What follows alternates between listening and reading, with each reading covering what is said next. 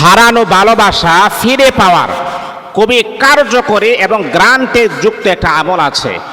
এই আমলটা আপনি যদি করতে পারেন, ইনশাআল্লাহ আপনার হারানো ভালোবাসা, আপনার প্রিয় মানুষ যে আপনাকে দুঃখা দিয়ে বোকা বানিয়ে গেছে, যে আপনাকে দিনের পর দিন আপনার সাথে প্রতারণা করেছে, কিন্তু আপনি তাকে মন উজাড় করে তাকে ভালোবাসছেন, আপনি তাকে মন থেকে তাকে মুহাব্বত করেছেন, আপনি তাকে মন থেকে তাকে আপনি চেয়েছেন, এমনকি আপনি তাকে জীবন সাথী বানানোর জন্য তার সাথে আপনার সম্পর্কটা ছিল। আছে না এমন একটা ছেলে একটা মেয়ের সাথে একটা সম্পর্ক হয়ে যায়, ঘটনাক্রমে যেইভাবেই হোক সম্পর্ক একটা হয়ে যায়, কিন্তু দুজনের মন যদি এক থাকে, পবিত্র থাকে, তাহলে এই সম্পর্কটা মজবুত হয়। আর কিছু কিছু সম্পর্কটা এমন হয়ে যায় যে একটা মানে দুইজন থেকে একজন বেশি ভালোবাসে আর একজন এতটা ভালোবাসে না, কম। যে একটু কম ভালোবাসে তার মনের ভিতরে একটা চিন্তা থাকে যে তার সাথে কয়েকদিন আমি সম্পর্ক করব, যদি এর চাইতে যদি আর একটু ভালো পাওয়া যায় তাহলে তার সাথে চলে যাব, তাকে আমি মনে করেন তাকে কি করব, তার সাথে আর সম্পর্ক রাখবো না, তার নাম্বার ব্ল্যাক লিস্টে ফালাই রাখবো, তাকে রিজেক্ট করে দিব আমি, এরকমটা হয়।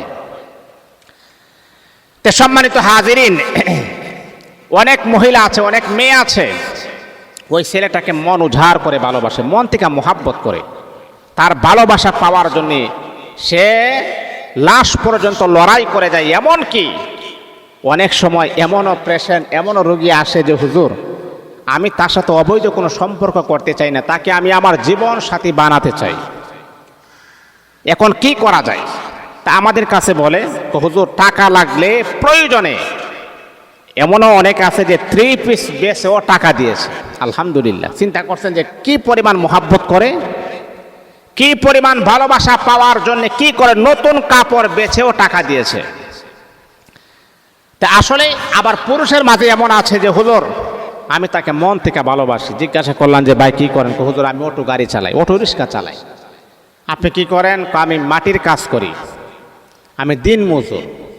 তো এইরকম প্রত্যেকটা মানুষের কিন্তু ভালোবাসা আছে। আপনি যত ছোট মানুষই দেখেন তারও একটা ভালোবাসা আছে, প্রত্যেকটা মানুষের এক একটা চাহিদা আছে। আপনি জীর্ণ শীর্ণ মানুষ যদিও দেখেন তারও কিন্তু একটা চাহিদা আছে, একটা মানুষকে ভালোবাসতে পারে। আর ভালোবাসাটা তো অপরাধ না, একজন আরেকজনকে ভালো লাগা, ভালোবাসা, মোহাব্বত করা, এটা তো হয়ে যায়। তা আমি যেই কথাটা বলতেছিলাম, অনেক সময় আছে অনেক দিনের সম্পর্ক, একজন আরেকজনকে অনেক দিন পর্যন্ত ভালোবাসে, তাদের সাথে দেখা সাক্ষাৎ, ভালোবাসা, একজন আরেকজনের সাথে কথা না বললে ভালো লাগে না, রাতের পর রাত, দিনের পর দিন কথাবার্তা চলতেছে, হঠাৎ করে তাদের মাঝে একটা ভেজাল সৃষ্টি হয়ে গেছে, হঠাৎ করে যোগাযোগ বন্ধ হয়ে গেছে, নাম্বার ব্ল্যাক লিস্টে ফালায় রাখছে, কোনো যোগাযোগ নাই। এত সম্পর্ক গভীর ছিল, রাতকে রাত বলে নাই, দিনকে দিন বলে নাই, তারা কথা বলেছেন, হঠাৎ করে কথা বলা বন্ধ, মাসখানেক হয়ে গেছে, 1 বছর হয়ে গেছে, 6 মাস হয়ে গেছে, এমনটা কেন হয়? তাহলে আমি আপনাকে বলবো, এই রকম যদি আপনারা এই রকম ক্রাইসিসে থাকেন, এই রকম সমস্যার সম্মুখীন থাকেন, তাহলে আজকের এই আমলটা আপনার জন্য পারফেক্ট, এই আমলটা আপনার জন্য খুবই গ্রান্টেড। এই আমলটা আপনি করবেন, আল্লাহর কাছে চাইবেন, আমার আল্লাহ আপনাকে ব্যবস্থা করে দিবেন। আমার আল্লাহ আপনার জন্য এর চাইতো ডাবল যদি কোনো ব্যবস্থা থাকে সেটাও করবেন। যদি ওই নারীটা, ওই পুরুষটা আপনার জন্য কল্যাণকর হয়, আপনার জন্য ভালো হয়, তাহলে আমার আল্লাহ সেটারও ব্যবস্থা করে দিবেন। তাহলে আমলটা আপনি কিভাবে করবেন? হারানো ভালোবাসা ফিরে পাওয়া খুবই শক্তিশালী, কার্যকারী একটা আমল। দুইজনকে মিল করা, দুইজনের সাথে ভালোবাসার সম্পর্কটা আরো মজবুত হওয়া, এটা একটা সওয়াবের কাজ। মনে করেন কি জানেন যে স্বামী স্ত্রীর সম্পর্ক ভালো চলতেছে, হঠাৎ করে স্ত্রী বাবার বাড়িতে যাওয়ার পরে বলতেছে তোমার সাথে আর সম্পর্ক করব না, তোমাকে আমি ডিভোর্স দিয়ে দিব। তো স্বামী বেচারা একেবারে অসহায় হয়ে গেল না? স্বামীর মনের ভিতরে এইরকম কোনো চিন্তা চেতনা ধারণা মনের ভিতরে ছিলই না যে আমি আমার স্ত্রীকে ছেড়ে দিব, কারণ সে তার স্ত্রীকে মোহাব্বত করে ভালোবাসে। বাচ্চা কাচ্চা হয়ে গেছে, এখন তো চাচ্ছে না যে সম্পর্কটা যেন বিচ্ছেদ হয়ে যায়। যদি বিচ্ছেদ হয়ে যায় তাহলে বাচ্চা কাচ্চা কার কাছে যাবে? মার আদর থেকে বঞ্চিত হবে, এরকম হয়ে যায়। আবার অনেক সময় দেখা যায় এমন, স্বামী বিদেশ থেকে ফোন নিয়ে স্ত্রীকে বলে তোমাকে আমি ডিভোর্স দিব, তোমার সাথে আমি সম্পর্ক রাখবো না, তোমাকে আমি তালাক দিয়া দিব। ওই নারীটা বেরোতে হয়ে বলে, হুজুর কি করব? আমার দুইটা মেয়ে একটা ছেলে আছে, এখন আমি কার কাছে যাব? আমার তো মাও নাই বাবাও নাই।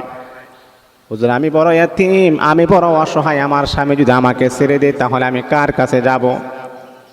ও আমার মা, এই আমার বাবা, তাহলে এমনটা যদি হয়ে যায় তাহলে আল্লাহ পাকের উপরে পরিপূর্ণ আস্থা, আল্লাহ পাকের উপরে পরিপূর্ণ ভরসা নিয়ে আমলটা আপনি করেন, আমার আল্লাহ আপনার জন্য সুন্দর একটা ব্যবস্থা করে দিবে। যার কেউ নাই তার আল্লাহ আছে। আপনি ভাবতেছেন আপনার কেউ নাই, বাবাও নাই, মাও নাই, বালা পাড়া প্রতিবেশী নাই, মারে আপনার কেউ না থাকলেও আমার আল্লাহ কিন্তু আপনার সাথে আছে। আমার আল্লাহ বলেছেন, অসহায় দুর্বল তাদের পাশে আমি আল্লাহ আছি, তারা দোয়া করলে দোয়াটার সাথে সাথে আমি আল্লাহ কবুল করে নিই। তাহলে আমলটা আপনি করবেন, কখন করবেন আমি আপনাকে বলবো, রাতের শেষ ভাগে তাহাজ্জুদের সময় আমলটা করবেন। যেই সময় আল্লাহ প্রথম আসমানে চলে আসেন, ওই সময় আল্লাহ প্রথম আসমানে আসার পর বান্দাকে ডাকেন যে, বান্দা তোর কি সমস্যা? এ বান্দা তোর কি হাজত? তোর কি কোনো কিছু লাগবে?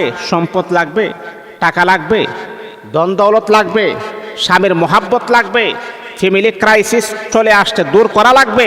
আরে আমার কাছে বল, আমি আল্লাহ প্রথম আসমানে চলে আসছি।